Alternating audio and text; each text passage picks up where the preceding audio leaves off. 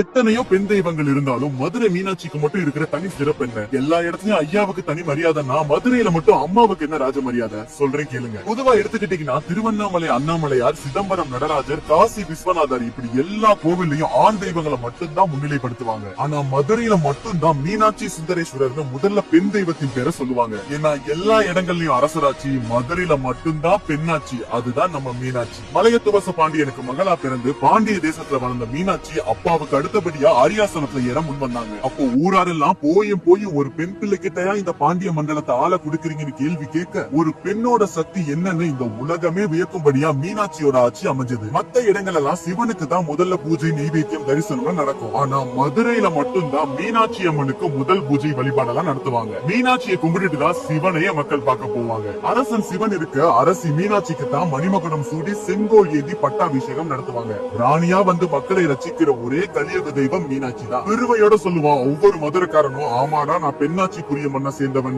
அதனாலேயே என்னவோ மதுரையில பிறக்கிற ஒவ்வொரு பெண் குழந்தையும் மீனாட்சியோட அம்சமா பெத்தவங்க நினைச்சு வளர்க்கறாங்க. அறிவு, ஆற்றல், வீரம்னு மீனாட்சியோட பெருமையை ஒரு ரீல சொல்ல முடியுமாங்க? மதுரையில காரு, ஆட்டோ ஸ்டாண்ட், கேலண்டர், பெட்டிக்கடை, ஹோட்டல்ல திரும்புற பக்கம் எல்லாம் மீனாட்சி படம் இருக்கும். அடுத்த ஜென்மம்னு ஒண்ணு இருந்தா மறுபடியும் மதுரையில தான் பிறக்கணும். தாய் மீனாட்சியோட பார்வையில தான் வளரணும்.